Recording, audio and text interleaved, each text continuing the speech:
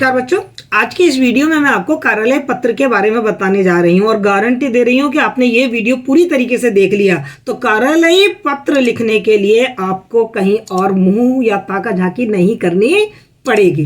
अंत तक वीडियो को देखिए और समझाइए, क्योंकि मैं इसमें आपको कार्यालय पत्र का प्रारूप भी बताऊंगी और प्रारूप के साथ साथ एक उदाहरण के द्वारा भी कार्यालय पत्र आपके सामने रखूंगी कि कैसे कार्यालय पत्र लिखा जाता है, कैसे समझ में नहीं आएगा आपको। फिर भी यदि कोई प्रॉब्लम हो तो आप मुझे कमेंट बॉक्स में लिखेंगे, मैं आपकी प्रॉब्लम को दूर करूंगी।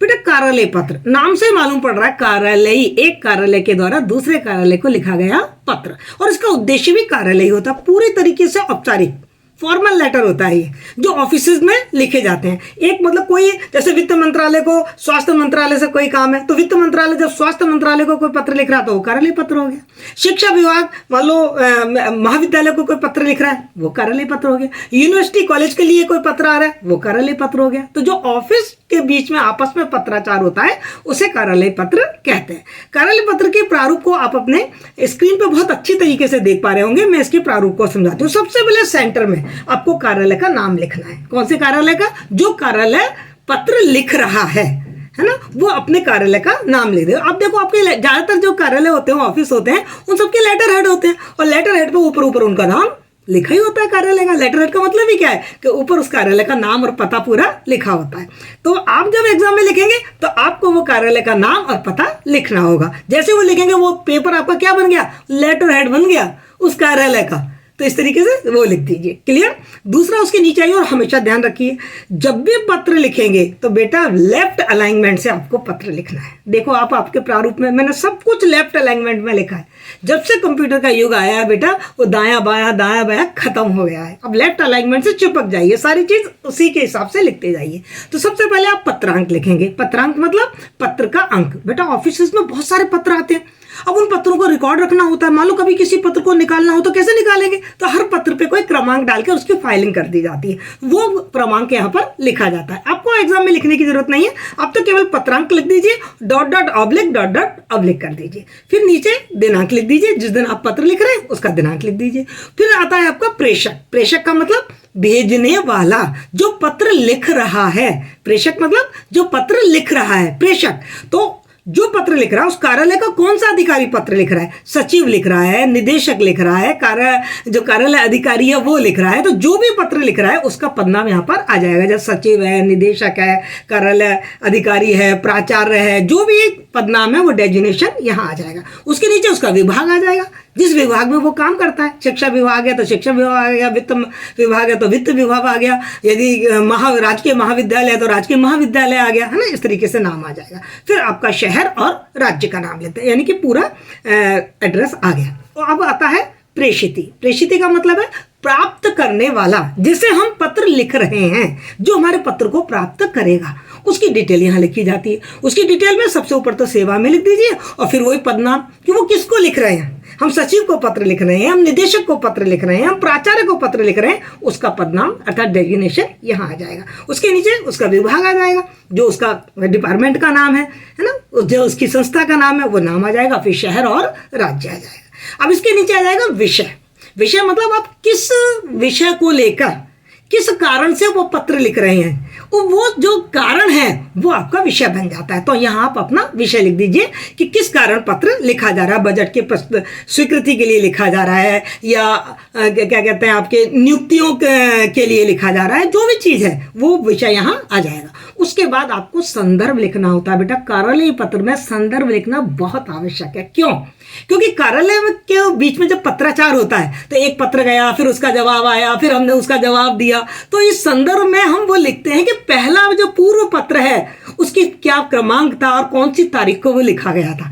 जिससे क्या होता है कि इतने सारे पत्र आते हैं तो कैसे समझ में आएगी सारी बात कि पिछला इतिहास क्या है। इस संदर्भ से उस पिछले वाले पत्र को निकाल लिया जाता है और उसका जो इतिहास है, उसका जो संदर्भ वो हमको रेफरेंस मालूम पड़ जाता है कि ये पत्र क्यों लिखा गया और कार्रवाई अभी कहाँ तक और कितनी बड़ी है आगे। फिर है संबोधन महोदय या महोदया दोनों लिख दीजिए ऑब्लिक करके, क्योंकि आप नहीं जानते कि कार्यालय जो पत्र लिख रहे हैं और जिसको आप लिख रहे हैं वो स्त्री है या पुरुष है, तो आप महोदय ऑब्लिक महोदया कर दीजिए। उसके बाद आपको सीधा सा एक सेंटेंस है जो आपको याद रखना चाहिए, उपयुक्त विषय अंतर्गत लेख है कि। देखो निवेदन मत लिखो यार, निवेदन के चक्कर में मत पड़ो, क्योंकि हमें नहीं मालूम कि जो जिसे हम पत्र लिख रहे हैं वो हमसे ऊपर ऊंचा वाला पद का हो सकता है, तो निवेदन सही है, लेकिन नीचे वाला पद हुआ तो मतलब एक वो होती है ना, एक सीनियरिटी भी तो होती है। तो सीधा सा उपयुक्त विषय अंतर्गत लेख है कि। अब की के बाद सीधा आप अपनी विषय वस्तु पर आ जाइए कि आप क्यों पत्र लिख रहे हैं, वो पूरी डिटेल यहां पर आ जाएगी। जब आपका पत्र कंप्लीट हो जाता है तो नीचे भवदीय या भवदिया, यदि लिखने वाली लेडी है तो भवदिया लिखेगी, और लिखने वाला यदि पुरुष है तो भवदिया लिखेगा। उसके बाद हस्ताक्षर। अब आपको यहाँ हस्ताक्षर करने नहीं है, आप केवल हस्ताक्षर लिख के डॉट डॉट लगा दीजिए। फिर उसके बाद नीचे नाम, नाम नहीं लिखना है, नाम लिख के डॉट डॉट लगा दीजिए। और फिर विभाग ऊपर लिख ही रखा है आपने, वही विभाग नीचे आ जाएगा। इसके बाद संलग्नक यानी कि अटैचमेंट है ना, अपन मेल वगैरह लिखते हैं कंप्यूटर वगैरह पे, तो आप देखते हैं ना अटैच, फाइल को अटैच करते हैं। तो हम इस पत्र के साथ क्या कोई डॉक्यूमेंट लगा रहे हैं, वो डॉक्यूमेंट की डिटेल हम यहाँ पर लिख देते हैं, नंबर 1 2 3 4 5 जितने भी डॉक्यूमेंट लगाते हैं उनके शीर्षक यहाँ लिखते चले जाते हैं। उसके बाद प्रतिलिपि सूचनार्थ, क्योंकि कार्यालय में जो पत्र लिखे जाते हैं उनकी जो प्रतिलिपि होती है वो हम संबंधित लोगों को भी देते हैं। याद है अपन जब मेल लिखते हैं तो उसमें सीसी आता है ना, कार्बन को, मतलब औरों को भी तो हम भेजते हैं, तो बस वही प्रतिलिपि सूचनार्थ, जिन जिन को प्रतिलिपि भेजी जाती है उन सबके नाम और उनके विभागों के नाम यहाँ लिख दिए जाते हैं। और उसके बाद नीचे फिर वही हस्ताक्षर और दिनांक लिख दिया जाता है। ये आपके कार्यालय पत्र का पूरा प्रारूप है। ये मैंने आपको बेसिक कार्यालय पत्र का प्रारूप बताया, एडवांस तो मैं अभी आपको बता भी नहीं रही हूँ। एडवांस बताऊंगी, पहले इसको सीख लीजिए तो एडवांस और बताऊंगी, इसमें 2-4 चीजें और जुड़ जाएंगी, लेकिन इसको आप अच्छी तरीके से समझ लीजिए। मेरा ख्याल है कि आप लोगों को ये जो प्रारूप है वो बहुत अच्छी तरीके से समझ में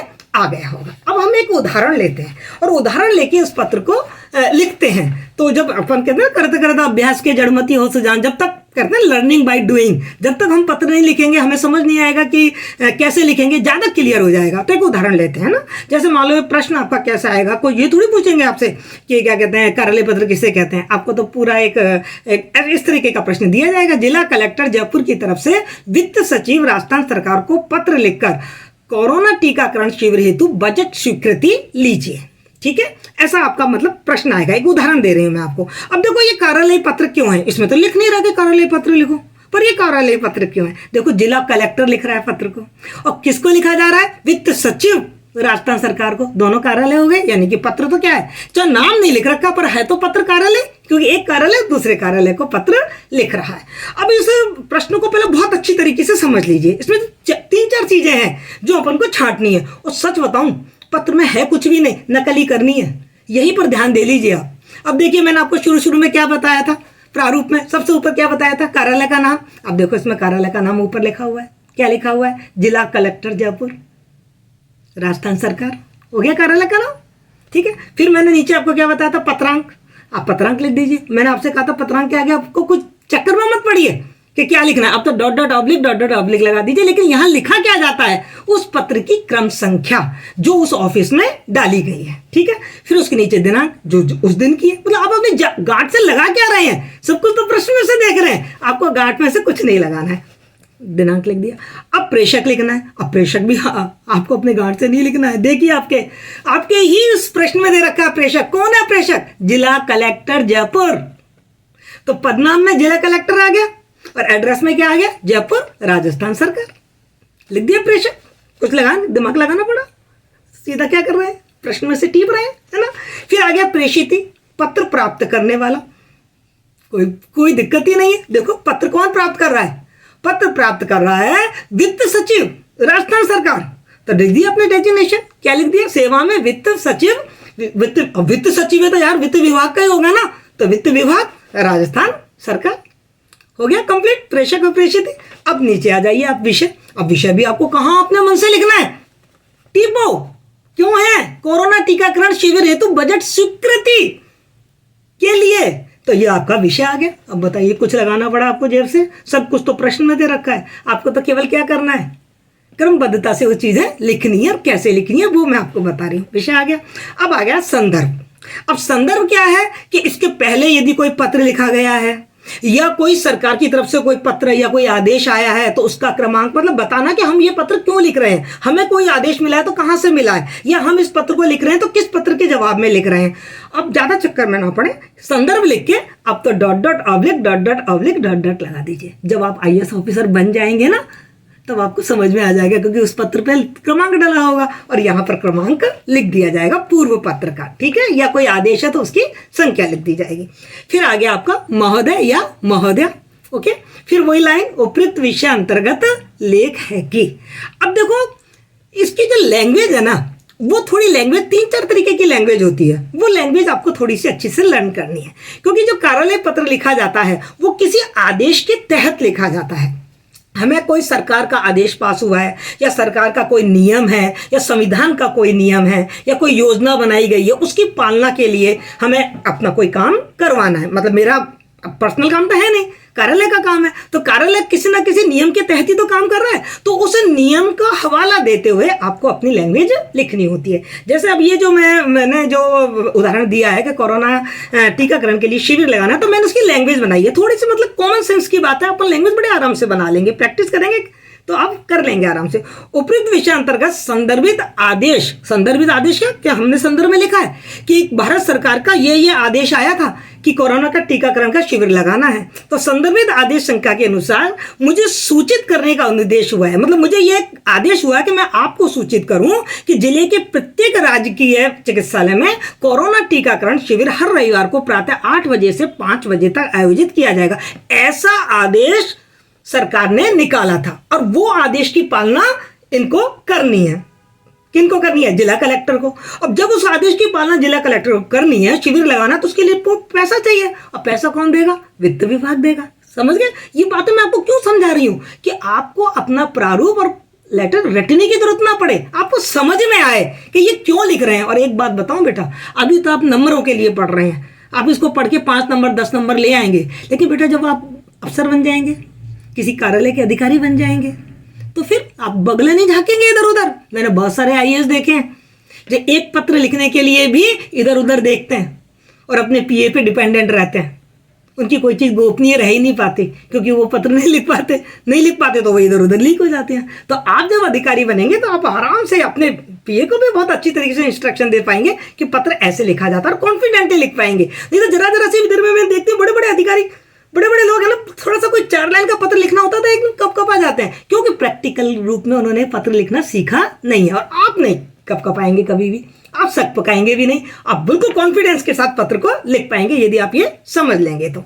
ठीक है, तो हमने इस तरीके से पूरी डिटेल बता दी कि इस तरीके से ये आपसे निवेदन है कि इस संबंध में आवश्यक बजट यथाशीघ्र जारी कर सूचित कर।